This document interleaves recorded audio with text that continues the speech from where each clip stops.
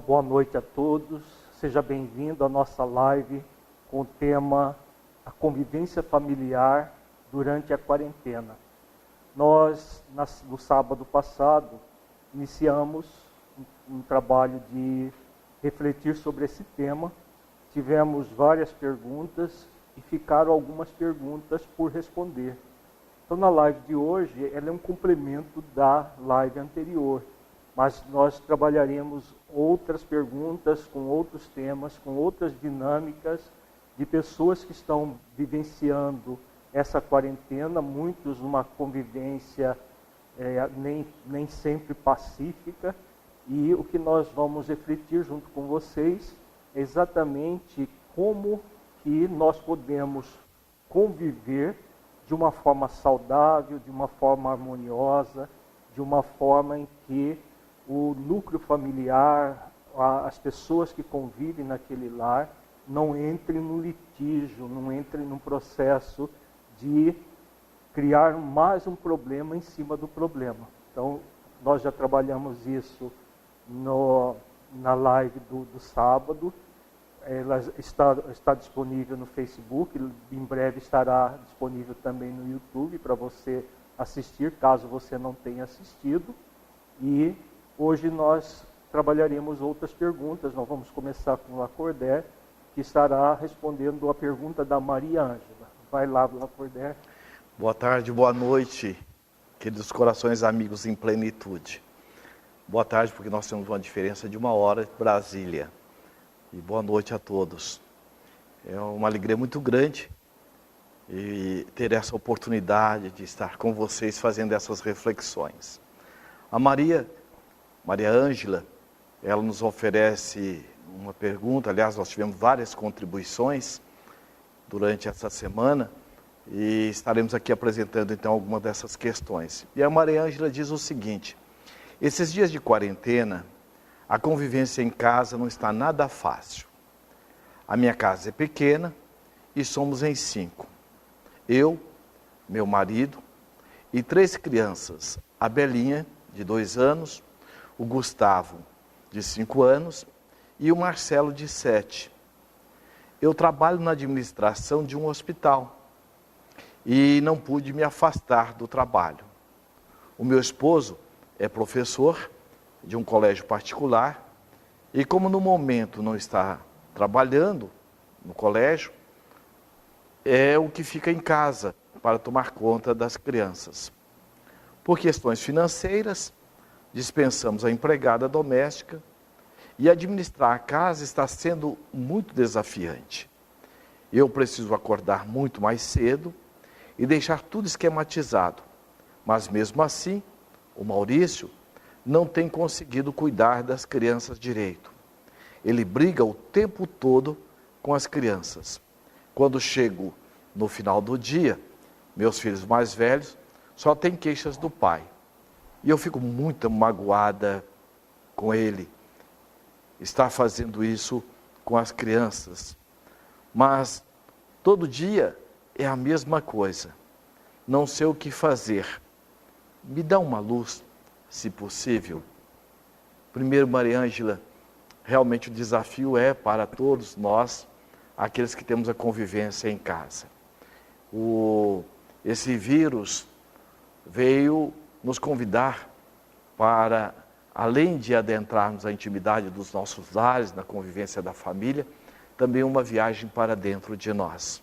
Então é um desafio para o teu companheiro, é um desafio para você e também para as crianças. Agora, é importante que busquemos refletir de uma visão mais contextualizada, porque essa situação que você está vivenciando, ela é justamente o texto. Agora vem todo um contexto que envolve essa situação. Vocês viam numa dinâmica familiar e agora, em virtude de estar mais tempo em casa e que muitas vezes nós terceirizamos o cuidado com as crianças, nós terceirizamos muitas vezes essa relação mais próxima da família e de repente você foi convidada a estar mais próximo na realização dessas tarefas, assim também como seu próprio companheiro. Agora, de onde vem esse desafio? Justamente da dificuldade de estar se ajustando a essa nova modalidade de convivência. Antes, muitas vezes nós estávamos distantes um do outro, e agora nós estamos muito mais próximos. Então, dentro de uma visão profunda da psicologia transpessoal, consciencial, primeiro, você não é esposa por acaso, nem ele é o seu esposo por acaso, e seus filhos também. Porque, aliás, o acaso e milagre não existem dentro dessa visão da psicologia profunda. Tudo tem uma razão de ser. Nós estamos mergulhados dentro de um sincronismo do universo.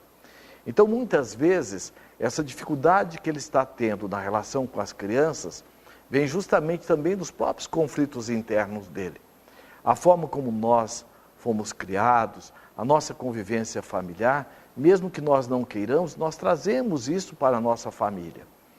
E aí o que acontece? A forma como ele foi tratado, a forma como ele foi educado, isso vai emergir.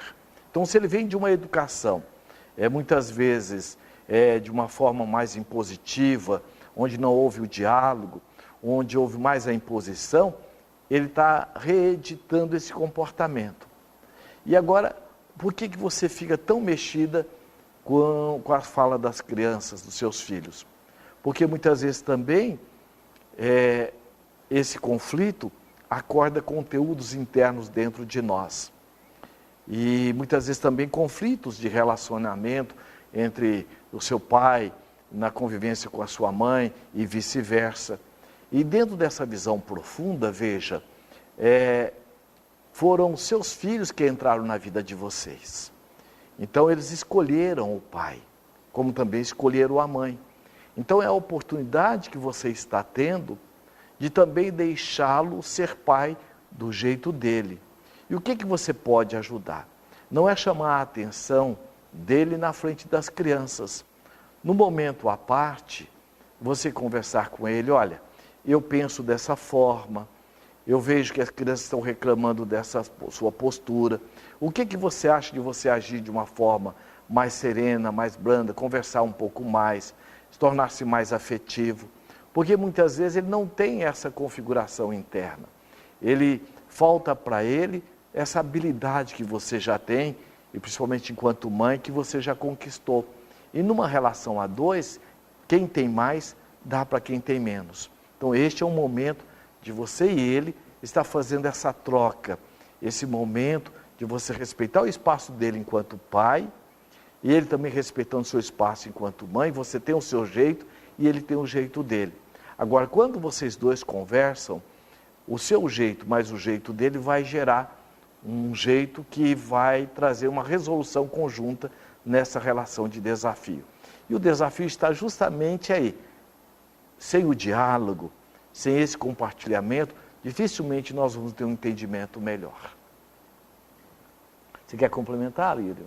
Então, a sugestão que eu daria também para a Mariângela é de ter essas conversas que nós sabemos que muitas vezes nós temos dificuldades de separar a relação conjugal da relação pai, mãe e filhos. Quando a Mariângela fala que fica magoada com o esposo, pode ser que ela também traga situações da relação dela com ele e que essa mágoa esteja mesclada de processos também seus, Mariângela. Então é muito importante nós fazermos um esforço para separar a relação conjugal da relação mãe, pai e filhos. Por quê? Se há uma mistura das relações, o próprio relacionamento vai se desgastando. Muitos divórcios surgem a partir de situações assim, em que o casal vai tendo dificuldades do próprio relacionamento, não conseguem fazer a divisão entre a relação conjugal, a relação com os filhos, e aí vai se misturando tudo e gerando uma série de atritos e que vão se somando, daqui a pouco estão caminhando para um processo de separação. Então a sugestão é de refletir o que é da relação conjugal, o que é da relação pais e filhos. No caso aqui, a dinâmica está relacionada aos filhos. Então, a conversa do casal deve estar focada nos filhos e na superação do problema com os filhos. Na psicologia consciencial, nós colocamos que a relação pais e filhos tem alguns parâmetros básicos que são importantíssimos de serem refletidos. Então, a relação do pai e da mãe com os filhos é uma relação vertical. A relação do casal é uma relação horizontal. Então, horizontal no sentido de que você e o Maurício devem se entender numa horizontalidade. Os dois têm o mesmo, tanto você quanto ele, tem uma relação com seus filhos que é vertical, mas entre vocês uma horizontalidade. Nessa horizontalidade vocês vão refletir as questões do casal e as questões de pai e mãe de filhos em comum. Por quê?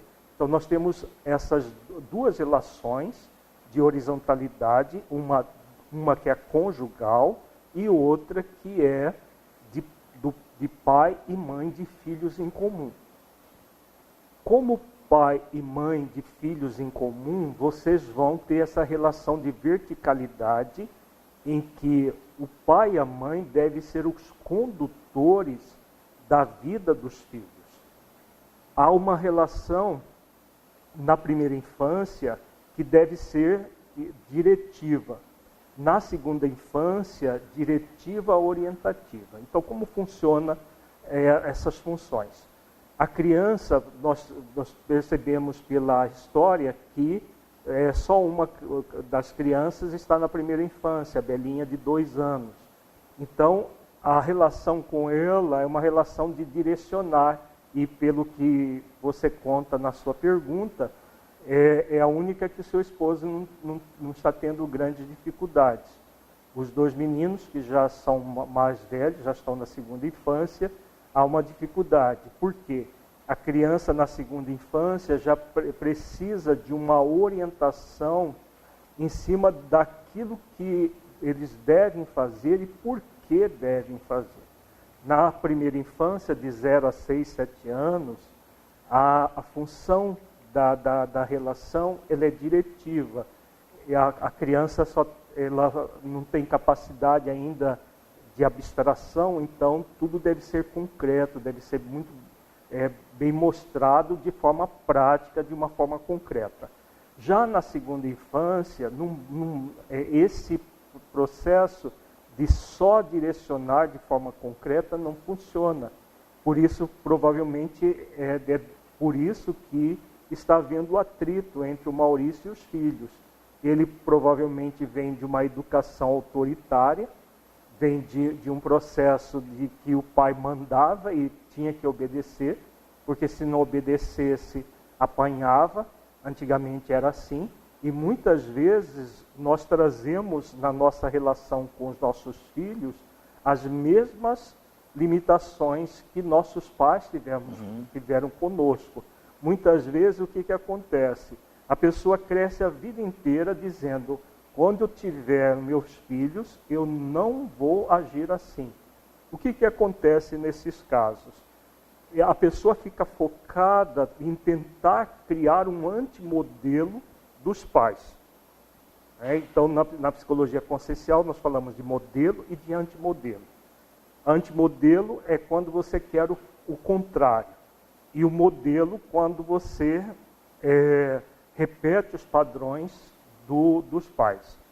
E a ressignificação, que é o equilíbrio, nem antimodelo, nem modelar processos autoritários, mas fazer todo um processo de trabalhar a autoridade na relação com os filhos. Então, o que acontece? Muitas vezes, o Maurício pode ser que tenha acontecido isso com ele, dele ter modelado o pai de forma subconsciente. Ele não gostava de ser tratado de forma dura, de uma forma agressiva, mas de tanto a pessoa ficar focada, eu não quero isso para mim, mas como a mente não aceita a negação, o que acontece? Ele está copiando, na verdade, aquele modelo. Muitos vão para o antimodelo, que é a educação permissiva. Deixa os filhos fazer o que querem, na hora que querem, como querem. Muitos pais vão para esse processo de antimodelar os seus pais. Que a educação no passado era mais comum de ser autoritária, agora é mais comum de ser permissiva, exatamente pela criação do antimodelo. Mas muitas vezes a pessoa deseja um antimodelo, mas copia o modelo de uma forma subconsciente. Então, provavelmente, o que está acontecendo com o Maurício é isso. Ele copiou um modelo do seu pai ou da sua mãe, ou de ambos, e agora está colocando isso para os seus filhos. Então, é muito importante você, Maria Ângela, conversar com o Maurício sobre isso, para refletir com ele que os seus filhos estão pedindo mais orientações, de mais conversa, mais diálogo. Então, dentro também da proposta do relacionamento familiar, na proposta da psicologia consciencial, nós recomendamos que a família, os pais, façam reuniões, pelo menos uma vez por semana, que nós chamamos de reuniões de harmonização familiar, para que os pais conversem com seus filhos e tratem da melhor maneira possível as coisas do dia a dia. E nesse momento de quarentena, recomendamos até mais vezes, não apenas uma vez por semana, mas se possível 2, 3 vezes, até mais, de conversar sobre a dinâmica familiar, porque o tempo que se passa juntos é muito maior do que há pouco tempo atrás, quando as crianças iam para a escola, os pais iam para o trabalho e tudo mais. Agora não, todos juntos, convivendo em conjunto e necessitando de adequações desse momento específico. E a melhor forma de você lidar com isso é o diálogo. Você, mãe, dialogando com o Maurício, pai, para ver a melhor maneira de lidar com os seus filhos. Então, primeiro o diálogo entre vocês, não na relação conjugal. Pode até entrar na relação conjugal, mas como eu disse, é uma relação diferente. Então, eu, mãe, com você, pai, vamos conversar a melhor maneira de lidar com os nossos filhos. Em vez de você ficar irritada com ele, com raiva dele, criando mais problemas, o foco sempre nosso deve ser na solução dos problemas. Porque se nós focarmos na solução dos problemas, os problemas são desafiadores de resolver, sim, sem sombra de dúvida. Mas quando o foco é na solução, o que acontece? Nós vamos gradualmente solucionando. Agora, se nós ficarmos focados no sentimento egóico, da raiva, da mágoa, nós vamos criando problemas em cima de problemas. E dessa forma nós não vamos a lugar algum. Então, comece a ter esses momentos de diálogo com seu esposo e crie momentos específicos para diálogo com os filhos, principalmente os 2 filhos mais velhos. Porque a pequena de 2 anos não tem como acompanhar um diálogo assim pela não capacidade de abstração, mas dos 2 filhos mais velhos, sim. Então, esses momentos vão ser muito ricos, porque as crianças já na segunda infância, elas necessitam ser dirigidas, mas também orientadas, para que elas saibam por que devem agir dessa ou daquela maneira, e não desta outra. Então, nesse momento, só para concluir. Então, nessa dinâmica, é muito importante que elas tenham um fio condutor para que possa elas terem parâmetros, o que provavelmente está faltando parâmetros. É o que está acontecendo provavelmente, o excesso de limites. Tanto a ausência de limites da permissividade é ruim, quanto o excesso de limites do autoritarismo, sem saber porquê, é muito ruim. E o outro aspecto também é que filho não vem com manual, nem mãe, nem pai. Então nós estamos aprendendo a exercer a nossa paternidade ou a maternidade na relação. Então é uma questão de treino. E emerge uma série de questões psicológica, emocional dentro da gente de conflito.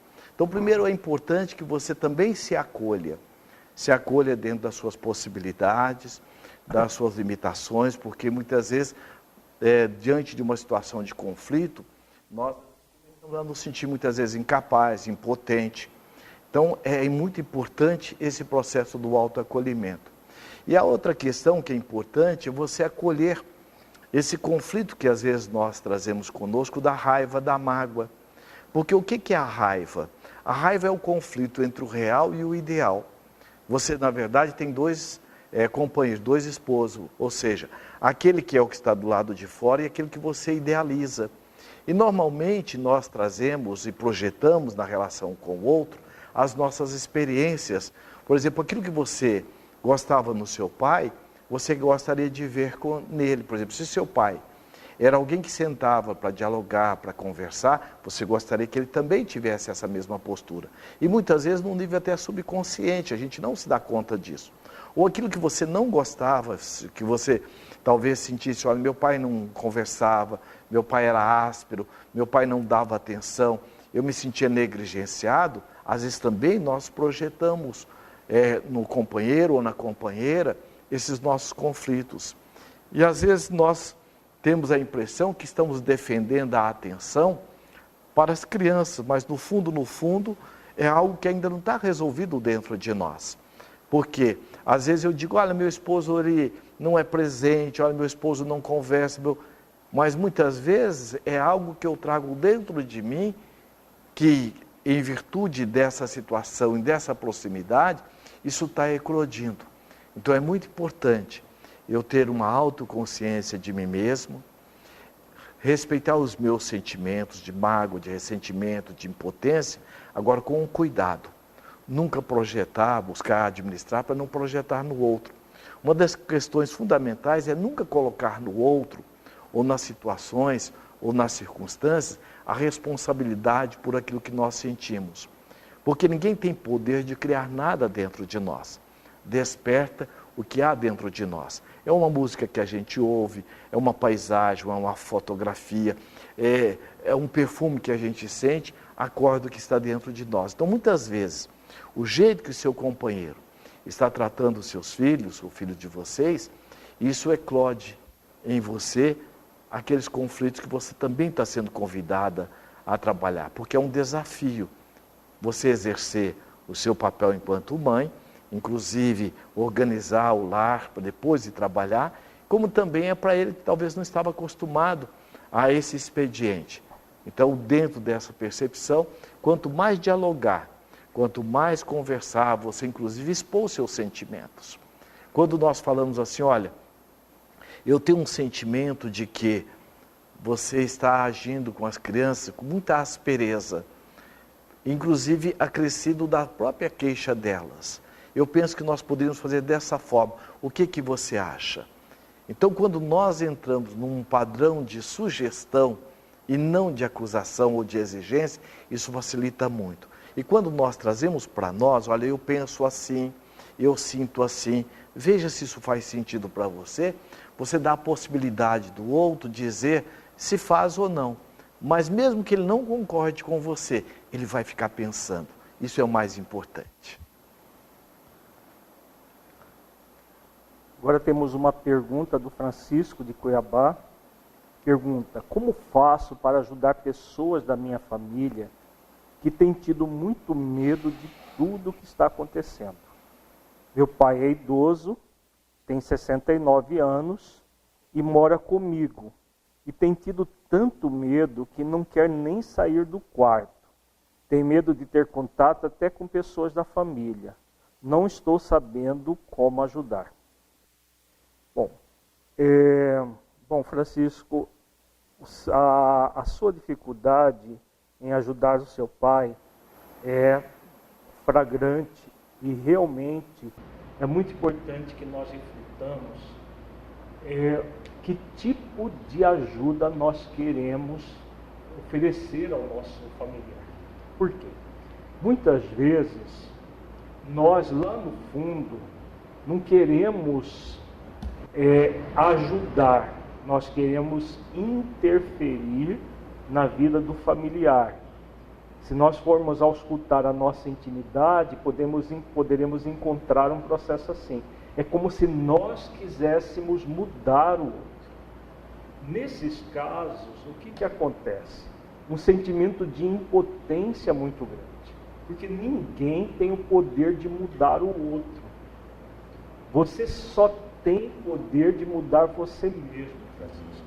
Você não tem o poder de mudar o seu pai. Por mais que você ame o seu pai, por mais que você queira que ele que você queira que ele haja de uma forma mais equilibrada, mais harmonizada, você não tem o poder de criar isso nele. Você só tem o poder de conversar, de dialogar, de refletir com ele. Então é muito comum as pessoas entrarem num sentimento de uma profunda impotência, porque lá no fundo existe um desejo de onipotência, ou seja, um desejo de mudar o outro, como se a pessoa fosse super capaz de mudar não só a si mesma, mas os outros. O processo da onipotência não passa de um desejo. Então você entra naquilo que nós chamamos na psicologia consciencial de ilusão de controle. Você tem uma ilusão de que você vai controlar o seu pai. Então é importante, primeiro, você buscar perceber o que está acontecendo na sua intimidade. Por quê? Se você permanece focado no desejo de onipotência, na ilusão de que você tem a capacidade de controlar o seu pai, você fica no desejo de controlar o seu pai, o que acontece? Esse desejo de onipotência vai fazer com que você caia na impotência. Eu não posso nada, eu não consigo nada, eu não dou conta de nada, eu não dou conta de ajudar o meu pai, o que vai ser agora de nós? Então você sai de um extremo, que é o desejo da onipotência, e cai na impotência. Mas você nem é onipotente, porque só Deus é onipotente. Onipotência significa todo poder, nenhuma criatura é onipotente, Deus é onipotente de forma absoluta, e Deus não interfere nas nossas vidas. Mas nós, seres humanos, muitas vezes desejamos interferir. A impotência é também falsa, no sentido de que não existe ninguém que não possa nada. Então você pode muitas coisas em relação ao seu pai. Se você não pode tirar o seu pai do quarto, ou mesmo que você conseguir tirá-lo do quarto, você não tem como tirar o medo do seu pai. Agora você tem como conversar com ele, explicar como funcionam as coisas, explicar a questão do vírus. Hoje, se a pessoa fica assistindo televisão o dia inteiro, mesmo quem tem conhecimento médico, quem tem conhecimento de biologia, de tudo, fica apavorado. Porque se morre uma pessoa X em tal lugar, só porque a pessoa tinha tantos anos, já é noticiado no mundo todo. Aqui no Brasil, só a Globo quadruplicou a quantidade de tempo dos telejornais, e tudo que é notícia que diz respeito ao vírus e morte, tudo é noticiado de uma forma exaustiva. E provavelmente seu pai, talvez do quarto, a única diversão dele é ver televisão. E se está vendo televisão o tempo todo, assistindo esses telejornais, ele vai ficar cada vez mais apavorado. Então, você pode conversar com ele, para, se for assistir televisão, assistir programas edificantes, assinar, se não tiver assinatura desses canais que tenha documentários, como Netflix e outros, para que ele possa ter uma alternativa. Isso em termos objetivos. Em termos subjetivos, você pode também fazer exercícios de visualização para o seu pai.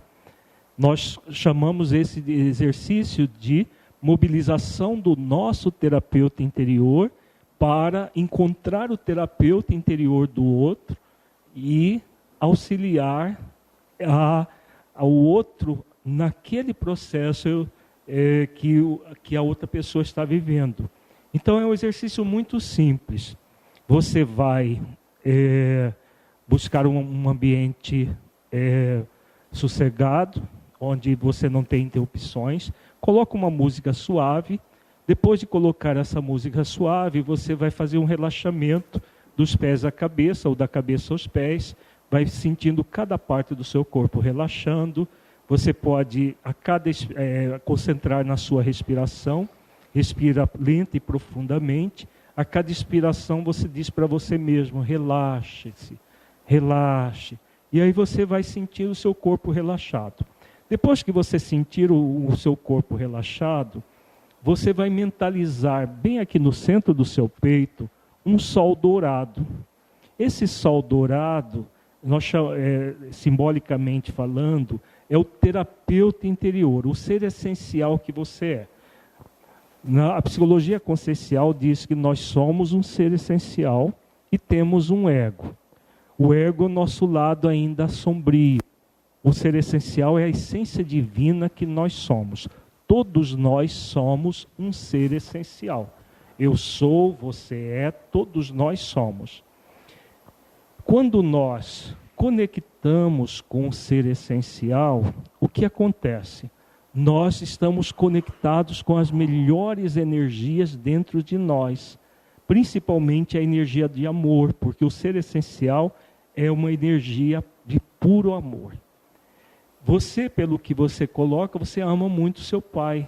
Está nesse processo de impotência por não poder ajudá-lo da forma talvez como você gostaria, de tirar o medo dele, de tirar ele do quarto e tudo mais. Mas você tem esse poder enorme que é o poder de realização, de realizar ações de amor.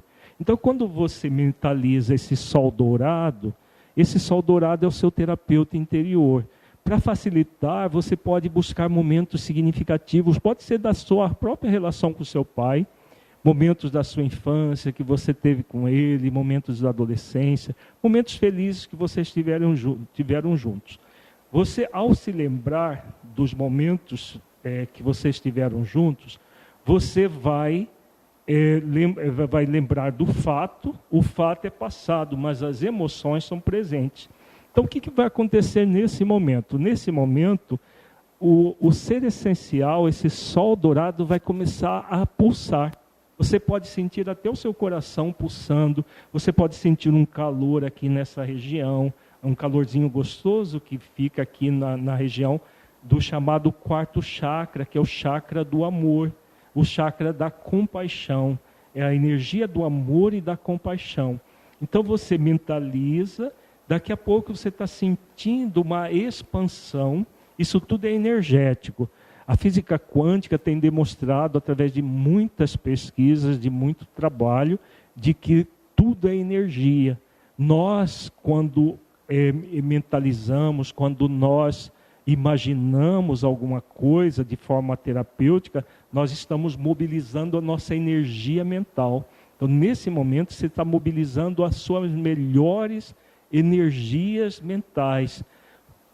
Você está pensando nas situações amorosas com seu pai, você está conectado com essa energia de amor, com a virtude do amor, você está expandindo a energia do ser essencial que você é, do seu terapeuta interior. E aí você vai fazer o quê? Você vai mentalizar o seu pai na sua frente, ou você pode até mentalizar o seu pai no quarto, não importa onde ele estiver, você, mesmo se você estiver numa outra casa, você vai mentalizar, e vai mentalizar o mesmo sol dourado no centro do peito do seu pai. E aí você vai fazer um exercício de irradiar a sua energia de amor para o seu pai. Então isso chama-se visualização terapêutica. Você visualiza a luz saindo do seu quarto chakra, do chakra do amor e da compaixão, e indo até a imagem do seu pai. E onde quer que o seu pai estiver, ele vai receber a energia amorosa. Então você irradia essa energia e mentaliza o seu pai sendo envolvido na energia de amor, e essa energia amorosa, ela é transformadora, não na velocidade que nós gostaríamos, ela não transforma de uma forma abrupta, né? Eu vou mentalizar amor para o outro, compaixão para o outro, e o outro já sai modificado. Não é assim, não é possível, porque não é uma energia mágica. Mas ela é muito poderosa no sentido de que ela tem um poder enorme de convidar a outra pessoa a melhorar, a mudar. Então ela vai suavizar esse medo do seu pai, vai começar a estimular a própria essência divina dele a se modificar, a se acolher também. Então é uma energia mental extremamente acolhedora, amorosa, e não beneficia só o seu pai, porque ela vai acerenar em você esse desejo de onipotência, esse desejo de mudar a vida do seu pai, de tornar seu pai mais corajoso. Então você se acerena e você oferece as suas melhores energias para o seu pai. Veja que é uma técnica muito simples, fácil de se aplicar, que você vai mentalizar muito amor e muita compaixão para o seu pai. Então, nesse momento, seu pai não tem como você obrigá-lo a sair do quarto, mas tem como conversar com ele, como refletir com ele e fazer esses exercícios de visualização. Se você fizer diariamente esses exercícios, pelo menos uma vez por dia, com certeza você vai auxiliar em muito o seu pai, muito mais do que a gente imagina. Isso serve não apenas para o Francisco, que está com esse drama com seu pai, mas para qualquer pessoa. Qualquer pessoa que você queira auxiliar, mesmo que essa pessoa esteja num outro país, numa outra situação, você pode fazer esse exercício de visualização do terapeuta interior, oferecendo as suas melhores energias para encontrar o terapeuta interior do outro e diluir aqueles sentimentos como medo, como insegurança, como processos de angústia que as pessoas têm vivido. Então nós podemos auxiliar muitos dos nossos parentes dessa forma, amigos, pessoas que nós amamos de modo geral. Alírio, podemos dizer que o Francisco tem duas situações ali, né? Uma é a situação da impotência dele e outra a situação do medo do pai. No caso, é muito comum acontecer conosco, Francisco, na nossa relação com os nossos pais, seja o pai ou a mãe, nós em determinadas situações nos sentirmos impotentes ou incapazes de estarmos auxiliando ou fazendo alguma intervenção. Mesmo porque emocionalmente nós somos atemporais. E muitas vezes determinadas situações resgatam em nós a nossa criança interna, insegura, com medo, ou muitas vezes movimentos até mesmo que nós guardamos de mágoa, de ressentimento, nessa relação com os nossos pais. Hoje, enquanto adulto, nós temos uma leitura diferente. Nós sabemos que o nosso pai ou a nossa mãe, enquanto pessoa, nós amamos. O que nós não amamos foram certas atitudes que aconteceram, mas nós às vezes temos dificuldade de deixar esse passado passar. E isso muitas vezes vem à tona justamente nesse período em que nós estamos sendo convidados a ter uma convivência mais próxima. Este é um lado. O outro lado, Francisco, é muito importante nós entendermos qual que é a intenção positiva desse medo do seu pai. Porque todo medo ele tem uma intenção positiva. E a intenção positiva justamente do medo é a proteção. Ninguém vai atravessar uma rua sem olhar, porque eu tenho medo de ser atropelado. Então, de alguma forma, esse medo ele me traz uma preservação da vida. Então, por que seu pai está com medo? Então, é importante o diálogo. Pai, o senhor está com medo? Estou. Medo de quê? Porque há vários tipos de medos. Então, a partir do momento que no diálogo nós vamos buscando identificar, olha, eu estou com medo de morrer. Pai, o que o senhor sente? O que o senhor pensa que, se caso o senhor morrer, o que pode acontecer? E à medida que você vai esvaziando dele nesse diálogo fraterno, amigo, isso vai ajudando a esvaziar esta energia desse medo.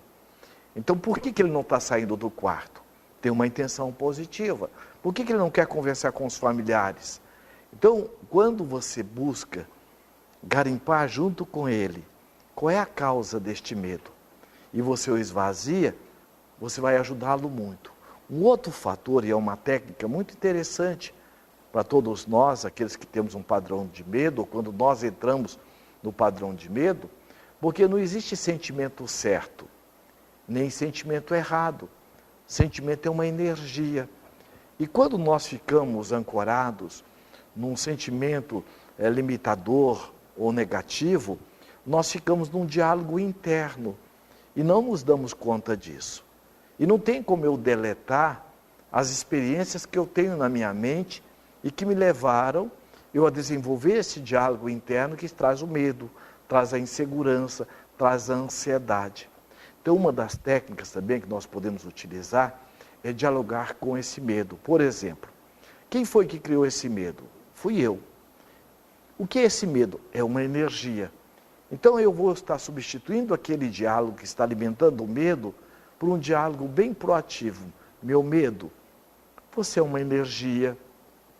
Fui eu quem o desenvolvi. Eu sei que a sua intenção é me proteger. Está tudo bem. Eu te acolho com carinho e te envolvo na minha energia amorosa, qual que é o contrário do medo? Da coragem, da confiança. E quanto mais nós assim exercitamos esse diálogo proativo ou positivo, nós vamos substituindo aquele diálogo interno que nós ficamos, que alimenta o medo, a ansiedade ou a insegurança. É uma das técnicas. Nós temos outra pergunta, que é a pergunta da Silvia, de Campinas. Ela diz, o meu problema é bem sério, porque tenho 56 anos, sou diabética e moro com meus pais. Meu pai tem 79 anos, é cardíaco e também diabético. A minha mãe tem 78 anos e é a única que não tem grandes problemas de saúde. O problema é justamente o meu pai. Ele tem uma ansiedade muito grande e não aguenta ficar em casa. A todo momento quer sair de casa. E ele ainda dirige e sai de carro e vai para lugar nenhum, porque não tem necessidade de sair. Mas ele não aguenta ficar em casa. Anda um pouco e logo depois ele já volta e continua com o mesmo padrão de ansiedade. Às vezes, ele chega a impor e convence a minha mãe a sair com ele. E os dois saem. Não sei o que fazer, porque somos todos do grupo de risco. Você tem alguma orientação, alguma sugestão que pode nos ajudar? Silvia, estamos diante também de um grande desafio. Primeiro porque seu pai tem uma postura impositiva e tem um padrão da ansiedade. A nossa mente, ela vicia. Nós temos uma mente e nós somos uma consciência. A consciência, ela não censura, não critica. A consciência é a voz do Criador dentro de nós. A consciência é como se fosse a águia nos altiplanos. Quando nós estamos numa atitude consciencial ou conectado com a consciência, nós passamos a ter uma visão global da situação e agimos de forma focal. A nossa mente não. A nossa mente muitas vezes ela pode viciar. É como se fosse o hamster dentro da gaiola. A gaiola é, eu não consigo, eu não dou conta, o que vai acontecer, o que pode ser. E com isso a nossa mente viciada, nós desenvolvemos dois padrões. Um da pós-ocupação, quando nós ficamos presos ao passado e temos dificuldade de deixar o passado passar. E a outra da pré-ocupação. Nós ficamos pegando as cores sombrias do passado e nós pintamos o futuro. E ficamos como se fosse internamente numa relação pendular. Ora no passado, ora no futuro. Ficamos à semelhança de alguém que tem dificuldade de deixar o passado passar. É como se quiséssemos tomar banho na mesma água do rio 2 vezes. E aí o que acontece? Nesse padrão de ficar preso ao passado, nós muitas vezes entramos num movimento depressivo, nós entramos numa apatia. E para sair, nós entramos também na preocupação. Veja o que aconteceu, o que pode acontecer conosco. Como nós vimos agora mesmo, a falar do nosso alírio, principalmente aqueles que ficamos frente à televisão. E ficamos nos enchendo de lixo mentais. Principalmente se na nossa história de vida, nós tivemos algum histórico de enfermidade, de doença, de quase morte. E o que acontece? Nós ficamos naquela situação que isso também pode acontecer conosco. Recentemente tivemos a oportunidade de visitar uma amiga de 72 anos. Quando cheguei na casa dela, ela morando num condomínio, e batemos na porta, ela ficou logo ansiosa. Entra. Quando nós entramos, eu falei, mas o que foi? Você é uma pessoa sempre calma, está ansiosa. Disse, você não está vendo o que está acontecendo? Olha o que está acontecendo com os idosos, com os velhinhos. Olha. Eu disse, mas veja, você está aqui tão protegida. Quando você sai, suas filhas saem junto e tal. Não, mas veja o que está acontecendo. E quando nós fomos passando, adentrando a casa, nos convidou a tomar um café, fomos ver, a televisão estava ligada num desses canais onde as notícias são aquelas mais estarpafúrdia. E a mente da gente vai absorvendo isso. A nossa mente ela não distingue o que você está pensando e o que está acontecendo. Então a dificuldade do seu pai, podemos aventar a hipótese, que ele tem justamente essa dificuldade de deixar o passado passar e fica projetando no futuro. E aí entra também a própria conduta sua, esse medo de acontecer alguma coisa que é compreensível, essa sua insegurança. Qual que é a melhor forma? É você sentar com ele e buscar através de fatos, de situações plausíveis, e estar mostrando para ele o que ele tem de segurança e o que ele tem de insegurança se ele continuar agindo dessa ou daquela forma. Porque qual que é a intenção positiva, o que ele quer esvaziar dele, o que está o angustiando tanto que ele não consegue centrar em si mesmo e no aqui e agora. O diálogo é o melhor caminho. E ao mesmo tempo, você conversar com a sua mãe, porque ele faz uma aliança com a sua mãe e os dois saem juntos. Então, se você conversar um pouco mais com a sua mãe, e você e ela, a partir do momento que você equalize com ela as informações, você vai poder também ajudá-lo. Penso, este é o melhor caminho, o diálogo.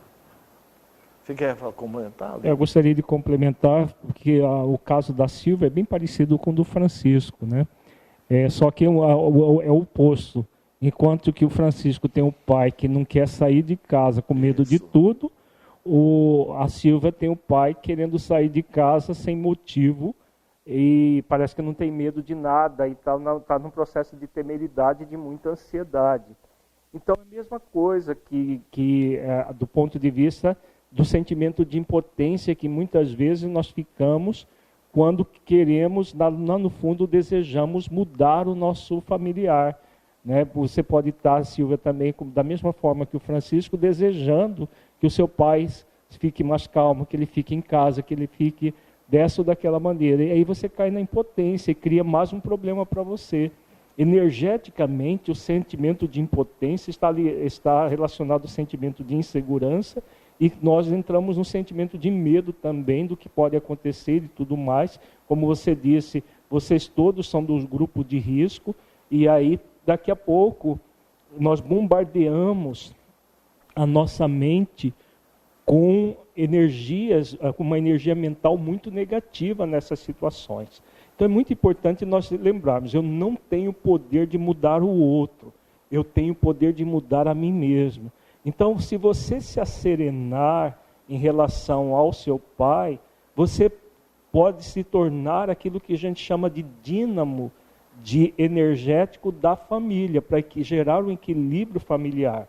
Por quê? Pelo que você coloca na sua pergunta, também você está entrando em desequilíbrio, porque você fica angustiada com o seu pai e sua mãe idosos, saindo de carro para a rua, para lugar algum, como você mesmo falou, e angustiada em casa com eles na rua. Então, fica uma dinâmica familiar, fica exatamente presa nesses sentimentos que geram uma energia mental muito tóxica.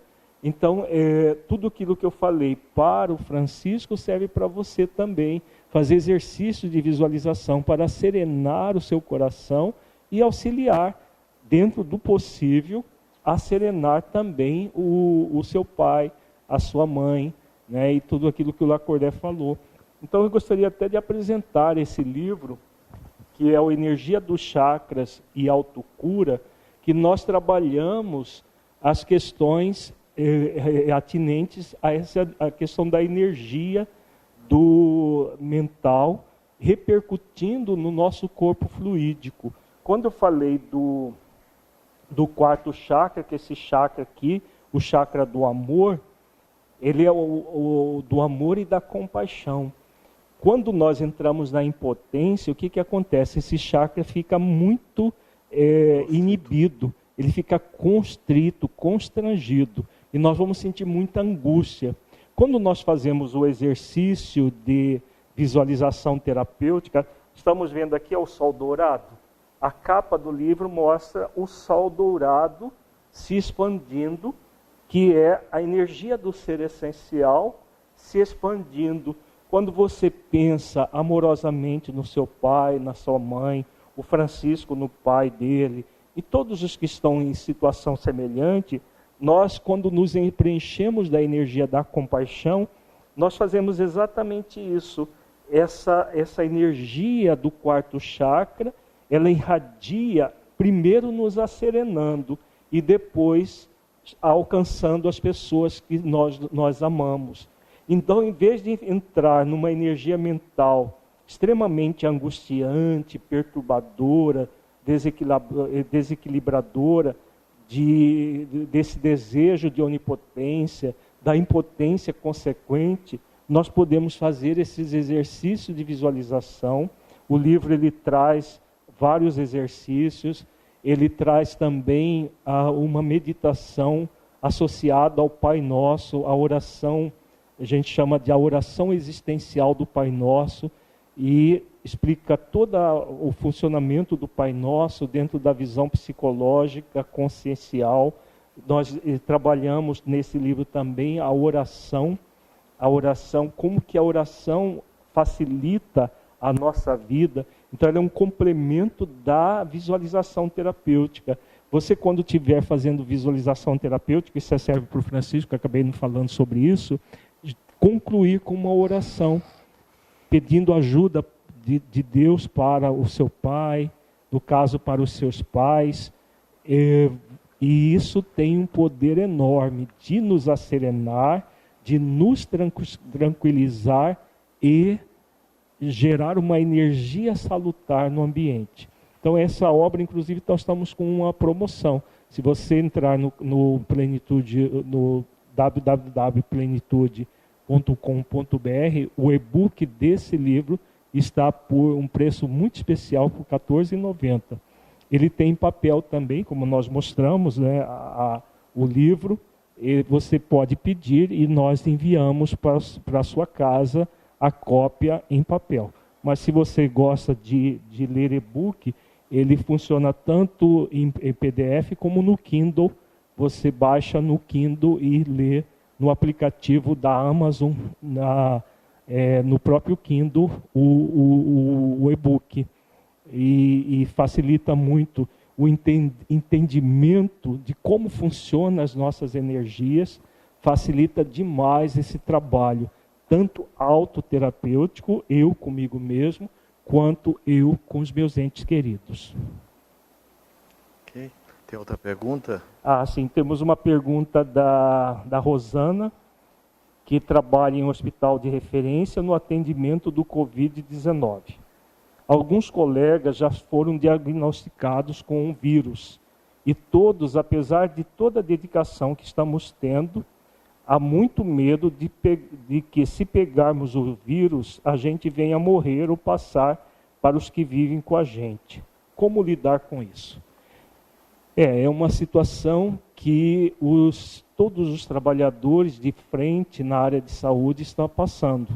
Já muitos profissionais de saúde pelo mundo afora já morreram em decorrência do Covid, da infecção pelo novo coronavírus.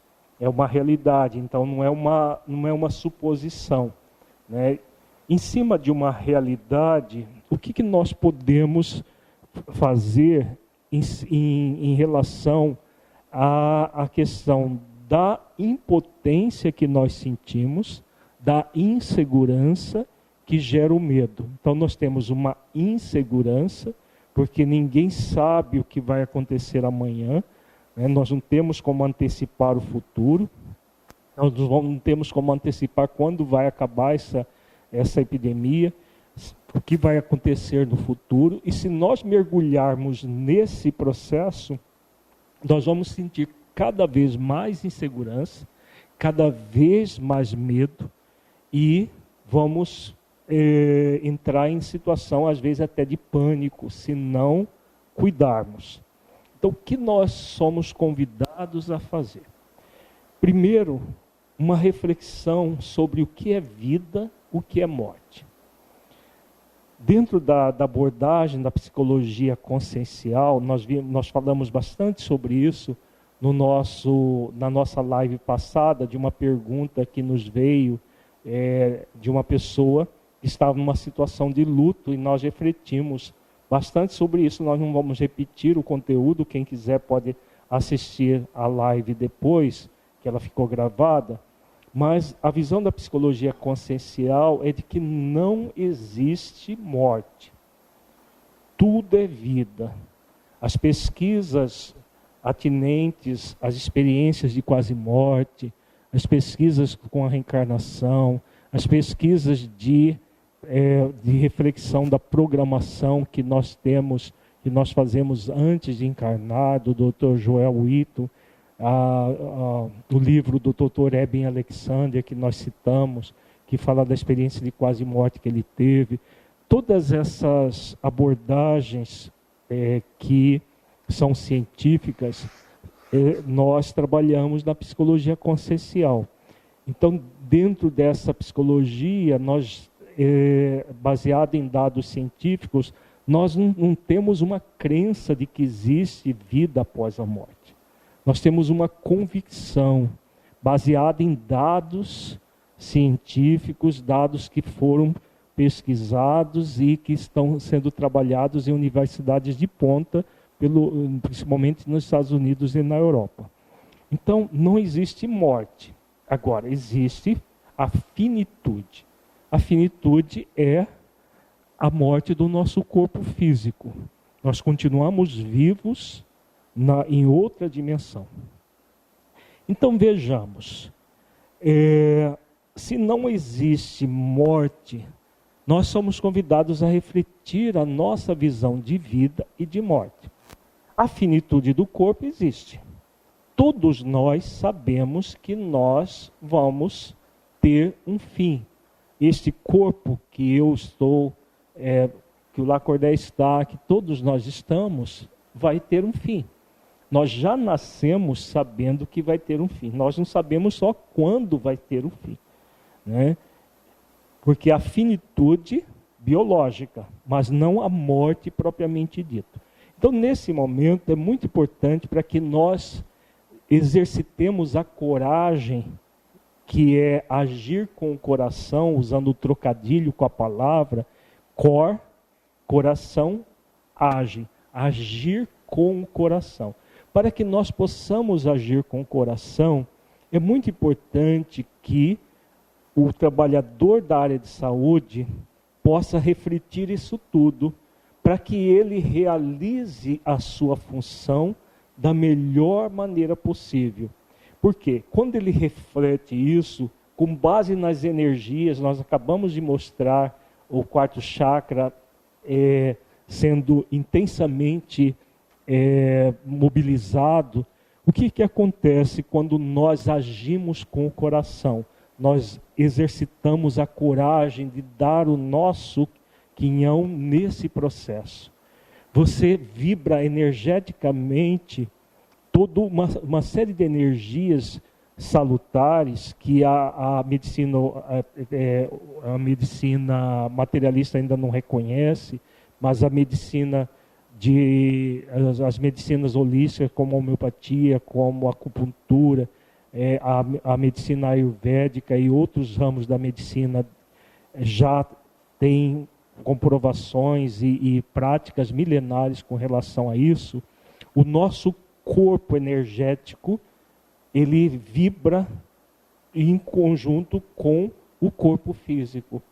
E aí o nosso sistema imunológico, nessas situações, ele se equilibra. Energeticamente, ele fica bem, ele fica harmonizado. E aí a pessoa, mesmo em contato com o vírus,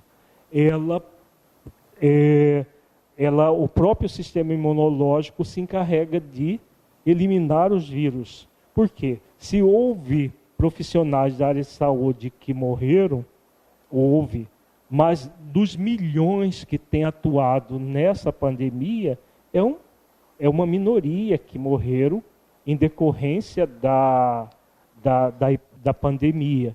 Mas todos lidaram com o vírus, todos tiveram contato com o vírus. A grande maioria nem adoeceu. Então por que uma pessoa adoece e outra não? Tem muito a ver com a nossa energia mental. Então quanto mais medo, mais o sistema imunológico fica deprimido. Quanto mais insegurança, todos os chakras do nosso corpo, eles se desequilibram com a nossa energia mental desequilibrada. Esse livro que nós falamos dele agora há pouco, ele mostra isso. Então, quando você entra nessa energia mental tóxica, você bombardeia as suas células. Então, nós somos convidados a refletir sobre a finitude, sobre a não morte, e que há toda uma série de energias muito além daquilo que nós imaginamos. Quando você foca nisso, você vai dar o seu melhor. E se mesmo assim acontecer qualquer coisa, você estará bem, independente de estar aqui, neste mundo físico, independente de ir para uma outra dimensão de vida. Você estará sempre bem porque você está agindo com o coração. Mas a probabilidade de você passar bem por essa pandemia, mesmo cumprindo o seu dever, mas cumprindo o seu dever agindo com o coração. Né? A palavra coragem é belíssima nesse sentido. Você agir com o coração, sentir compaixão do paciente, compaixão dos familiares. Isso tudo gera uma energia muito salutar em nós. E com essa energia salutar nós podemos socorrer as pessoas. Na Idade Média, por exemplo, tinha muitas pessoas que cuidavam dos chamados leprosos, que eram marginalizados. E mesmo assim não ficavam doentes. Por quê? Porque estavam agindo com o coração, estavam agindo com amor e compaixão, gerando toda uma energia salutar em si mesma e auxiliando o próximo. Então, A nossa mensagem para você, Rosana, é nesse sentido, de agir com o coração, de dar o seu melhor e focar no tempo presente, um dia de cada vez. Porque se você focar no futuro, você entra num estado de insegurança, daqui a pouco você está cheio de medos. Então, um dia de cada vez e trabalhando, dando o seu melhor, agindo com o coração. Rosana, você está num momento de profundas reflexões, como todos nós.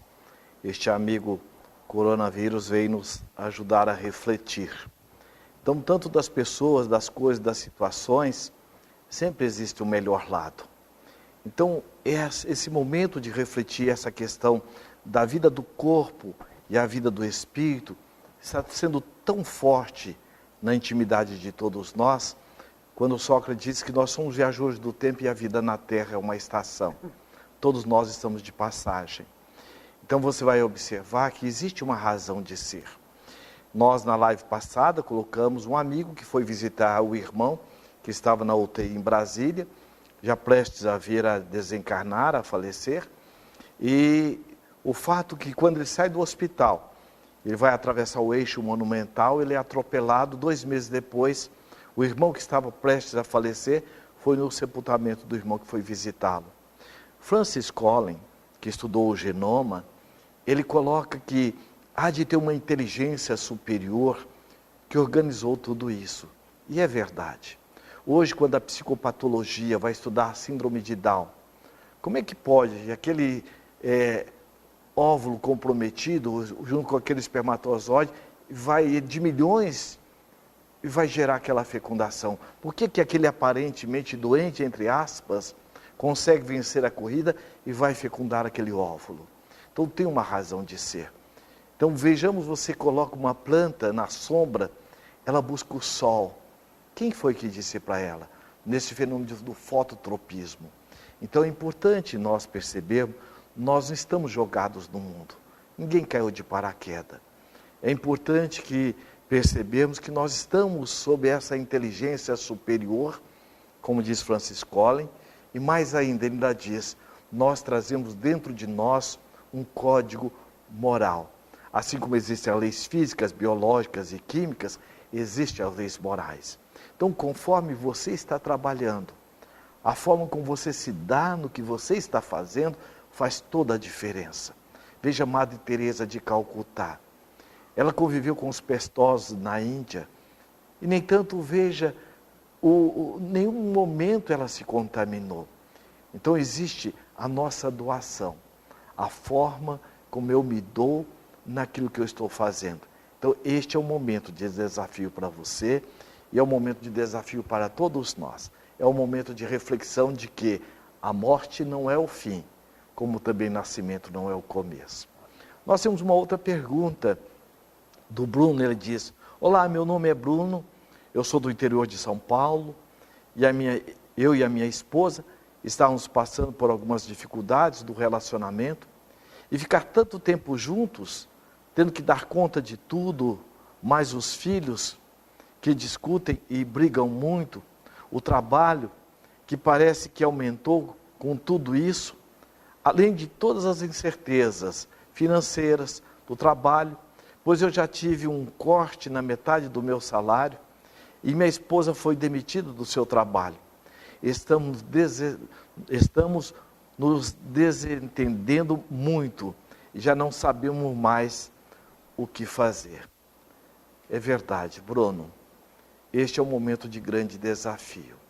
Nós estamos num momento de expiação coletiva, porque você é mais um dentro dessa tormenta, dessa turbulência, que está nos convidando a despertar em nós o que temos de melhor, a nossa autoconfiança, a nossa serenidade. Então este é o momento em que nós estamos sendo convidados a ser um bom timoneiro. Porque ser bom navegador em mar calmo, isso é de qualquer um. Mas nesse momento tormentoso em que nós nos encontramos, é um desafio. Então este é o momento de desenvolvermos conosco a autoconfiança. Desenvolvermos conosco a criatividade. O momento de crise, a própria palavra crise é uma palavra grega que significa desafio. O que quer dizer? Tirando o S da crise, o que fica? Crie. Então nós estamos sendo convidados a nos reinventar, a criar uma forma diferente de agir, de pensar. E como você está vendo, e você está vivenciando, a própria sua esposa foi demitida, o seu salário foi diminuído, qual é o convite? Então é importante, não existe receita pronta. Cada caso é um caso.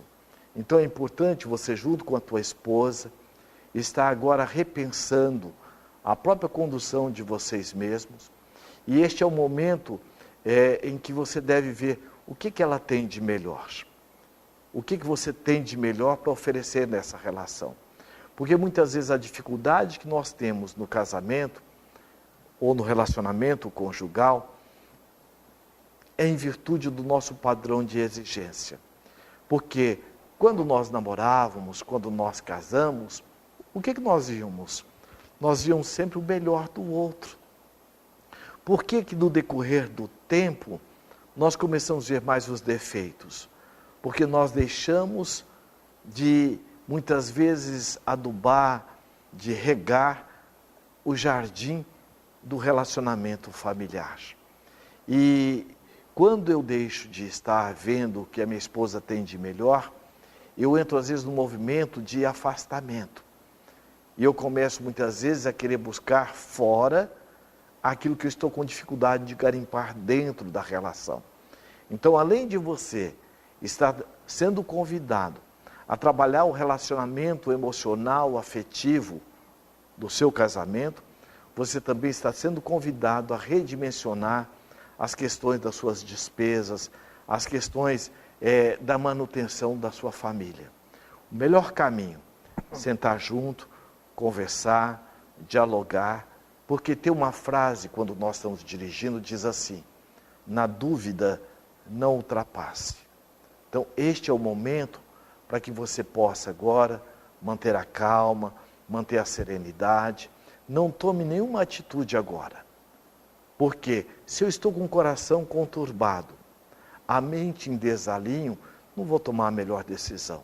Então é importante primeiro acalmar, acerenar o coração, organizar a sua estrutura de pensamento, e qualquer atitude que você tomar sob a luz do discernimento, da humildade e da serenidade, com certeza vai ser o melhor. E sempre visando o seguinte: olha, o seu pensar, mas o pensar da sua companheira, vai gerar uma resolução conjunta, um terceiro pensar mais responsável. Então, não traz só para si a situação. Divide junto com ela. Busque dialogar junto. O que vocês podem fazer mutuamente para que possam juntos fazer essa travessia, que não é só de vocês.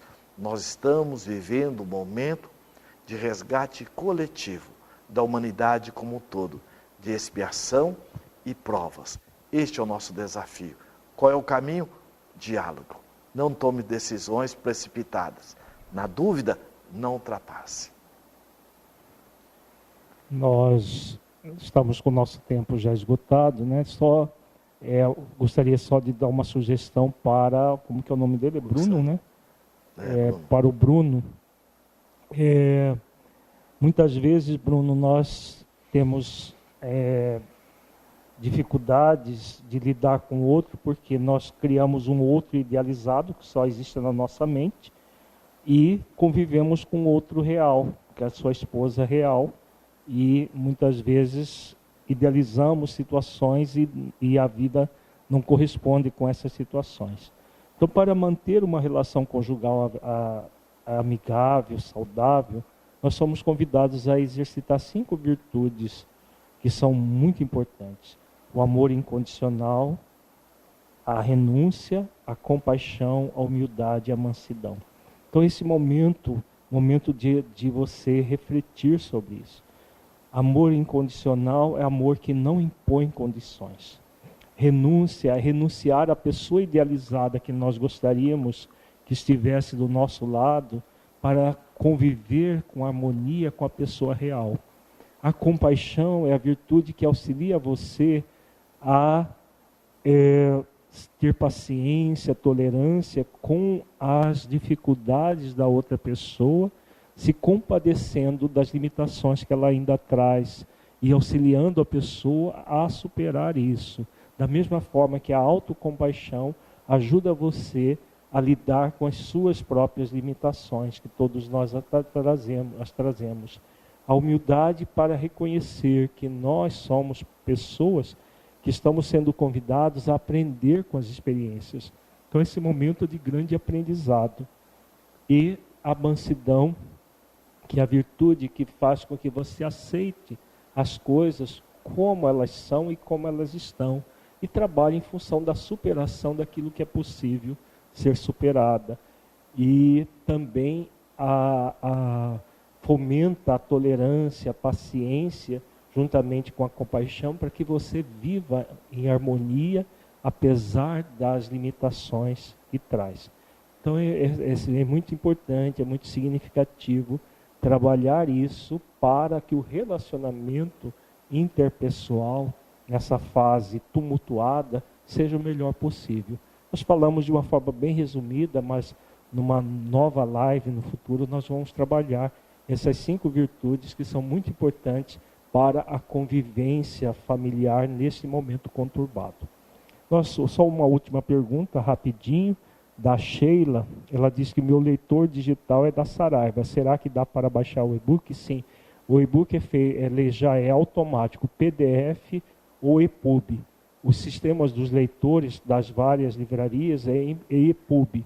Então você baixa e ele já entra em EPUB, porque nesses aplicativos de leitura o que funciona é o sistema EPUB. E o livro tem as 2 possibilidades. O Kindle você pode baixar também e é gratuito. E você lê no seu celular. O Kindle, que é o programa criado pela Amazon. Tem gente que acha que precisa de ter aquele aparelho próprio, mas não precisa. Você pode ler no celular com o aplicativo Kindle ou no tablet, se você tiver. Então, todos os livros do Plenitude Humana, nós temos eles em PDF, os e-books, tanto em PDF quanto em EPUB. Qualquer programa de leitura de livros, você pode lê-los.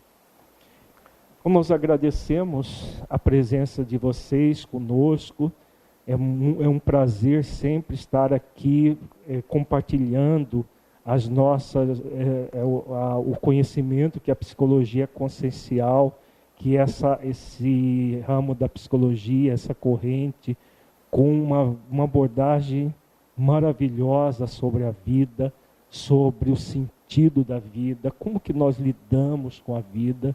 Então, a nossa gratidão por você estar aqui nos acompanhando nessas lives. Temos feito 2, 3 lives por semana para auxiliar você nesses momentos que estamos vivendo de forma bem conturbada, a humanidade como um todo. E tudo que nós pudermos fazer para ajudar você a se ajudar, nós estaremos aqui à disposição de vocês. Então, conte conosco sempre. Você pode também nos auxiliar.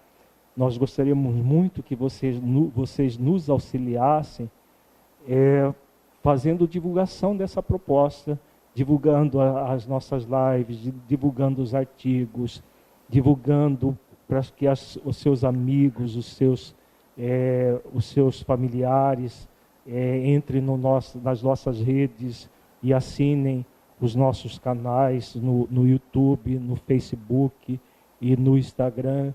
Nós temos também um canal de dicas de autoconhecimento no Telegram. Então, vocês podem nos auxiliar divulgando tudo isso e multiplicando, né? Quanto mais nós multiplicarmos os conteúdos e os conhecimentos da psicologia consciencial, mais nós vamos ter pessoas voltadas para uma compreensão mais profunda da vida. Então contamos com você.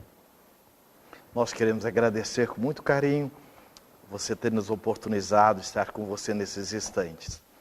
É muito importante que nós acreditemos em nós, que nós acreditemos na vida.